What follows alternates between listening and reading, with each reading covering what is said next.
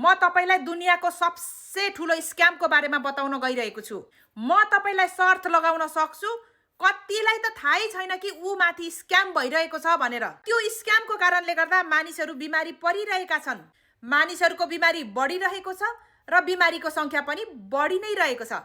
डायबिटिसको number बढ्दैछ, मानिसहरूको बडीमा मोटोपन बढ्दै गइरहेको छ। थाइरोइड र पिसिओएस जस्तो बिमारी एकदम कमन भइसक्यो।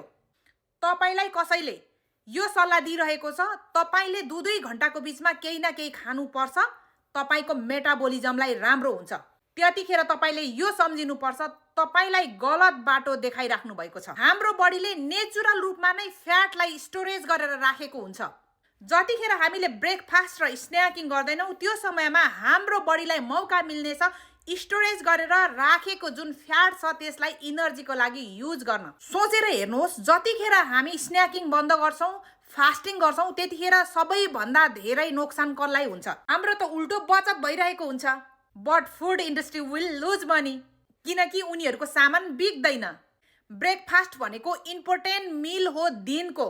यो डायलग कसले निकालेको होला? डायलग एक्चुअलीमा फुड इन्डस्ट्रीले निकालेको थियो, ताकि उनीहरूको ब्रेकफास्ट र स्न्याकिङको रूपमा निकालेको खाना बिकोस्। भोलिदेखि तपाईँ ब्रेकफास्ट र स्न्याकिङलाई बन्द गरेर फास्टिङ बस्न सुरु गर्नुहोस्।